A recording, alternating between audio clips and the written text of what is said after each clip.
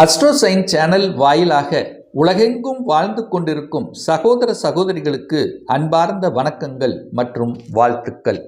இன்றைய பதிவு 4 கிரகங்கள் சேர்க்கை, அதாவது 4 கிரகங்கள் இணைந்து மகர மனையில, அதாவது கால சக்கரத்தினுடைய 10வது வீடான மகரத்தில் இணைகிறது இந்த ஜனவரி மாதத்தில். அப்போ இந்த 4 கிரகங்கள் இணையும் போது ஏற்படக்கூடிய பலன்கள், மாற்றங்கள், திருப்பங்கள், யோகங்கள், அதிர்ஷ்டங்கள் என்பதை டீட்டெயிலாக நம்ம 12 ராசிகளுக்கும் பார்க்க போகிறோம். அதற்கு முன்னால் நம்முடைய சேனலை நீங்கள் ஃபஸ்ட்டு டைம் பார்ப்பவர்கள் என்றால் மறக்காமல் சப்ஸ்கிரைப் பண்ணிக்கிங்க. மிதுன ராசி அன்பர்களே, 4 கிரகங்கள் சேர்க்கை, அதாவது காலச்சக்கரத்தினுடைய 10வது வீடான மகரத்தில் இணைகிறது. அதாவது உங்கள் ராசிக்கு, மிதுன ராசிக்கு 8ஆம் இடத்துல அட்டமஸ்தானத்தில் 4 கிரகங்கள் இணைவு பெறக்கூடிய ஒரு காலகட்டம். எப்பெல்லாம் இணைகிறது அப்படின்னு பார்த்தீங்கன்னா, ஜனவரி மாதம் 13ஆம் தேதி சுக்கிர பகவான் 7ஆம் இடத்திலிருந்து 8ஆம் இடத்துக்கு பயிற்சியாகிறது. ஜனவரி மாதம் 15ஆம் தேதி சூரிய பகவான், அதாவது உங்கள் ராசிக்கு 3ஆம் அதிபதியான சூரிய பகவான் 8ல் போய் மறைகிறார். அதே போல 16ஆம் தேதி, ஜனவரி 16ஆம் தேதி செவ்வாய் பகவான் உச்ச பலத்தோட அங்கே 8ல் போய் அமருது. ஜனவரி 17ஆம் தேதி உங்கள் ராசிநாதனான புதன் பகவான், சுகத்தை தரக்கூடிய அந்த புதன் பகவான் 8ல் போய் அமருது. அப்போ இந்த 4 கிரகங்கள் 8ல் போய் அமரும் போது என்ன மாதிரியான மாற்றங்கள், திருப்பங்கள், பலன் அப்படின்னு பார்க்கும் பொழுது, உங்கள் ராசிநாதன் போய் 8ல் மறைகிறார். மறைந்த புதன் நிறைந்த அறிவை தருவார். நல்ல நுட்பங்கள், நல்ல நுண்ணறிவு, இதெல்லாமே சூப்பராக இருக்க போகுது.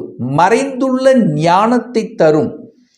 உங்களுக்கு மறைஞ்சிருக்கக்கூடிய விஷயங்கள் எல்லாமே உங்களுக்கு கண்ணில் காமிக்கும் அப்படின்னு சொல்கிறேன். அதே சமயத்தில் பார்த்தீங்கன்னா, செவ்வாய் பகவான் 6ஆம் அதிபதி உச்ச பலம் அடைகிறார். இந்த மிதுன ராசி அன்பர்களுக்கு 6க்குரியவன் கடன், நோய், எதிர்ப்பு, பகை, வம்பு, வழக்கு, கோர்ட்டு கேஸ், இந்த மாதிரி நெகட்டிவை கொடுக்கக்கூடிய அந்த செவ்வாய் பகவான் உச்ச பலத்தோட இருக்கிறார். அப்போ என்ன அர்த்தம்? உங்க எதிரி பலமாக இருக்கிறது அப்படிங்கிறத ஞாபகத்தில் வைத்துக் கொள்ளுங்கள் இந்த மிதுன ராசி என்பர்கள். அதே சமயத்தில் கோபம் வரும், ஆக்ரோஷம் வரும். ஏன்னா செவ்வாய் உச்சம் இல்லை, அப்போ டக்குன்னு கோபம் வரும். நிதானமாக செயல்பட வேண்டும் என்பதை ஞாபகத்தில் வச்சுக்கோங்க. ஏன்னா 4 கிரகங்கள் மறைந்துள்ளது. 8ங்கிறது வலி, வேதனை, துக்கம், துயரம், அசிங்கம், அவமானம் என்று சொல்லக்கூடிய ஒரு இடம் என்பதை ஞாபகத்தில் வைத்துக்கொண்டு இந்த மிதுனராசி என்பர்கள் செயல்பட வேண்டும். அப்போ என்ன, சில சமயங்களில் காரிய தடைங்கிறது உண்டு. கொஞ்சம் ஸ்லோவாகும், லேட் ஆகும். அதை பற்றி கவலைப்பட வேண்டாம். நிதானம் என்பது ரொம்ப ரொம்ப முக்கியம் என்பதை மிதுனராசி என்பர்கள் ஞாபகத்தில் வச்சுக்கோங்க.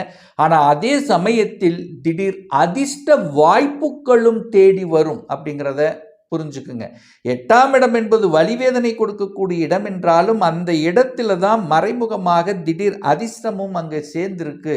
அதே சமயத்தில் செவ்வாய் பகவான் உச்சமாக இருக்கார்.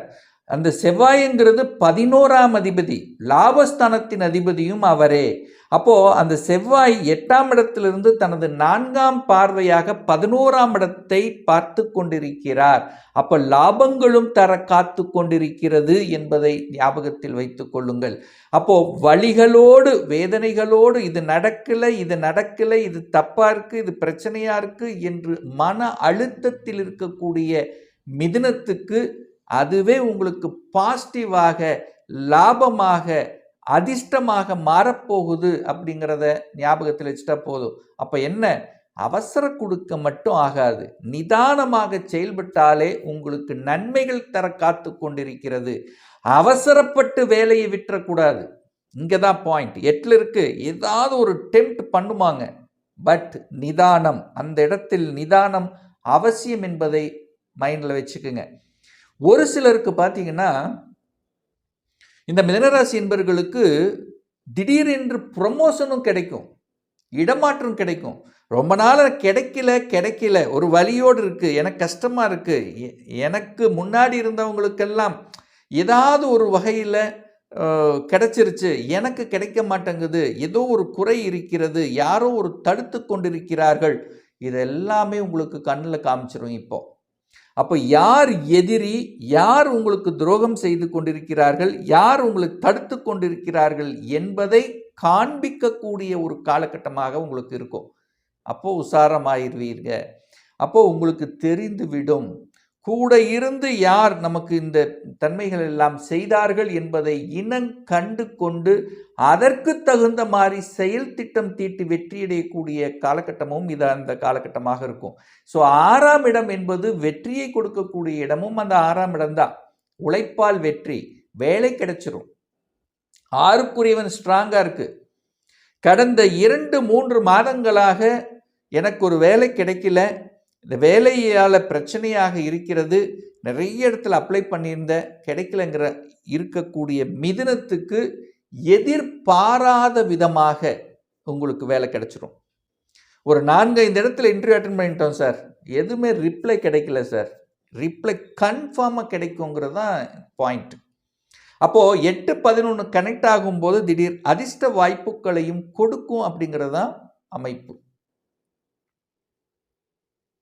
3ஆம் அதிபதி 8ல் போய் மறைகிறார். அப்போ இந்த இடத்துல தான் டிராவல் விஷயத்தில் கொஞ்சம் கவனமாக இருக்கணும். 3ஆம் இடம் என்பது பயணங்கள் ஏற்படுத்தும். கொஞ்சம் டென்ஷன் ப்ரெஷர் இருக்கும். இரவு நேர பயணங்களை முற்றிலுமாக தவிர்க்க வேண்டும் என்பதை ஞாபகத்தில் வைத்துக் கொள்ளுங்கள் இந்த மிதுனராசி என்பர்கள். ஏன்னா 4ஆம் இடம் என்பது வண்டி வாகனத்தை குறிக்கக்கூடிய இடம். ஸோ அந்த அதிபதியாக இருக்கக்கூடிய புதன் பகவானும் போய் 8ல் மறைஞ்சிருக்கிறதுனாலையும், வாகன காரக கிரகம் என்று சொல்லக்கூடிய சுக்கிரனும் போய் 8ல் மறைஞ்சிருக்கிறதுனால கண்டிப்பாக வாகனத்தில் செல்லும் பொழுது இந்த என்ன சொல்கிறது, வேகமாக செல்வது, இரவு நேரத்தில் பயணங்களை மேற்கொள்வது கொஞ்சம் ஜாக்கிரதையாக இருக்கணுங்கிறத மட்டும் ஒரு அலர்ட் அப்படிங்கிறது மைண்டில் வச்சுக்கிட்டாலே போதுமானது. மற்றபடி பயப்பட வேண்டிய அவசியம் என்பது இல்லை. 3க்குரியவன் 8ல் இருக்கிறதுனால யாருக்கு ஜாமீன் கையெழுத்து போடக்கூடாது. இது ஞாபகத்தில் வச்சுக்கோங்க. ஜாமீன் கையெழுத்து போட்டிங்கன்னா பிரச்சனை உங்களுக்கு தேடி வரும் என்பதை ஞாபகத்தில் வச்சுக்கோங்க. ஸோ அதுவும் அடுத்து ஒரு முக்கியமான ஒரு அலர்ட் அப்படி என்னன்னா, புதன் போய் 8ல் மறைஞ்சிட்டார். அப்போ புதன் போய் 8லன்னா, புதன் தான் டாக்குமெண்ட்டுக்கு சொந்தக்கார கிரகம் புதன். அப்போது நீங்கள் இடம் வாங்கலாமா, நிலம் வாங்கலாமா, வாங்கலாம். அதில் எந்த தப்பும் கிடையாது. ஏன்னா சூரியனும் சுக்கிரனும், அதாவது செவ்வாயும் சுக்கிரனும் அங்கே சேர்ந்துருக்கிறது.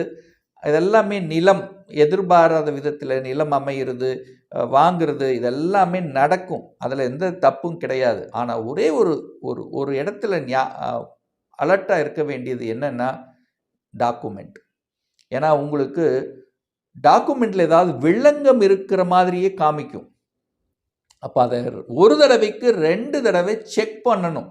எந்த வகை டாக்குமெண்ட்டாக இருந்தாலும் செக் பண்ணணுங்கிறது ஞாபகத்தில் வச்சுட்டாலே போதும். மற்றபடி எந்த பிரச்சனையும் இல்லை.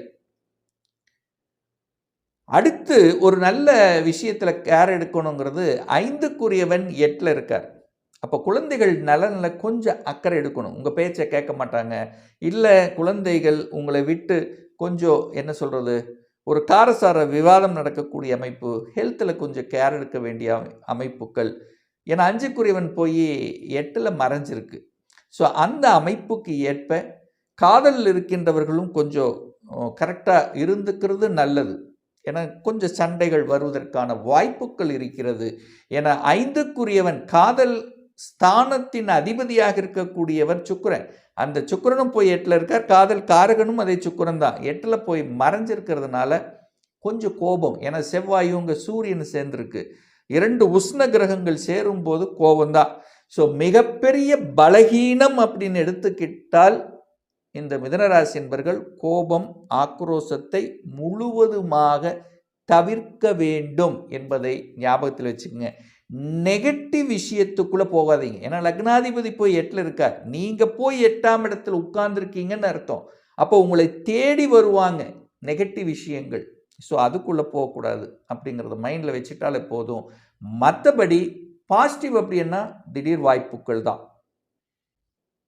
திடீர் அதிர்ஷ்டம்தான், டக்குன்னு வெளிநாட்டுக்கு போகக்கூடிய வாய்ப்புகள். 8ஆம் இடம் என்பது தூர தேசத்துக்கு அனுப்பக்கூடிய அமைப்புகள்.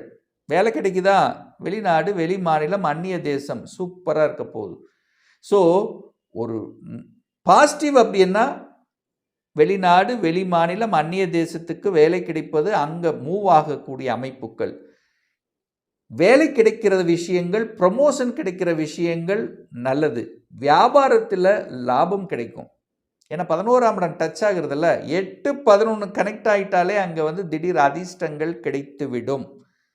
திடீர் பணப்புழக்கம் கொடுக்கும். சில நல்ல விஷயங்கள் நடக்கக்கூடிய அந்த பாத்து. இன்னும் என்னன்னா, உங்களை தொந்தரவு செஞ்சிட்டு இருக்கவங்க யாருங்கிறது காமிச்சு கொடுத்துரும். அதுதான் மிகப்பெரிய தன்மை. இதனால் வரைக்கும் உங்களுக்கு அது தெரிஞ்சிருக்காது, இப்போ அது தெரியக்கூடிய தன்மை. அப்போ நிச்சயமாக இந்த காலகட்டம் ஒரு வழிகளை கொடுத்தாலும், சில தடைகளை கொடுத்தாலும், அதுக்கப்புறம் பார்த்தீங்கன்னா உங்களுக்கு பாசிட்டிவாக அமையுங்கிறதுல எந்தவித மாற்று கருத்தும் கிடையாது. இப்போ நான் சொன்னது கோடிக்கணக்கான பேர்களுக்குண்டான ஒரு பொதுவான பலன். ஒவ்வொருத்தரும் டிஃப்ரெண்ட்டு. ஒவ்வொருத்தருடைய ஜாதகமைப்பும் தசாபுத்தியும் மாறுபடும். அதற்கு தகுந்த மாதிரி பலன்களும் ஏற்றம் இறக்கம் நிச்சயமாக இருக்கும்.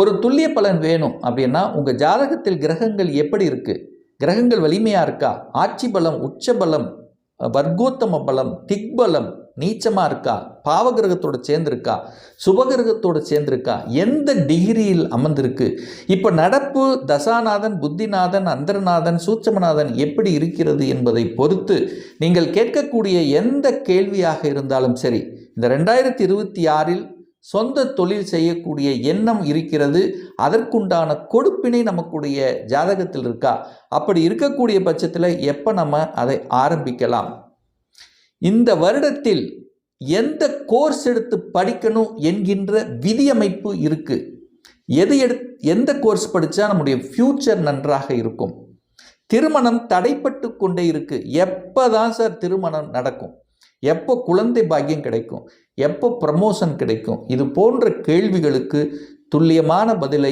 நம்மால் கூற முடியும். ஒரு பர்சனல் கன்சல்டேஷன் எடுத்துக்கணும், ஒரு சுய ஜாதகம் பார்க்கணும் என்று விருப்பப்படக்கூடிய அன்பர்கள் டிஸ்பிளே தெரியக்கூடிய நம்பருக்கு வாட்ஸ்அப் மூலியமாகவோ, ஃபோன் கால் மூலியமாகவோ, நேரடியாகவோ அல்லது ஆன்லைன் மூலமாகவோ கன்சல்டேஷன் எடுத்துக்கலாம். நம்மளுடைய அலுவலகம் கோயம்புத்தூரில் அமைந்துள்ளது. அதாவது கோயம்புத்தூரிலிருந்து மேட்டுப்பாளையம் செல்லும் வழியில் வெள்ளக்கிணர் பிரிவு அன்னபூர்ணா ஹோட்டலுக்கு பக்கத்தில் அமைந்துள்ளது. பிரியர் அப்பாயின்மெண்ட் வாங்கிட்டு நேரடியாக கன்சல்டேஷன் எடுத்துக்கலாம். நிச்சயமாக இந்த பதிவு ஏதாவது ஒரு ரூபத்தில் உங்களுக்கு யூஸ்ஃபுல்லாக இருக்குங்கிறதுல எந்தவித மாற்று கருத்தும் இல்லை. இந்த ராசி நட்சத்திர நேயர்கள் அனைவரும் வாழ்க வளர்க வளம் பெறுக என்று எனது வாழ்த்தினை தெரிவித்துக் கொண்டு விடைபெறுகிறேன். நன்றி, வணக்கம், வாழ்த்துக்கள்.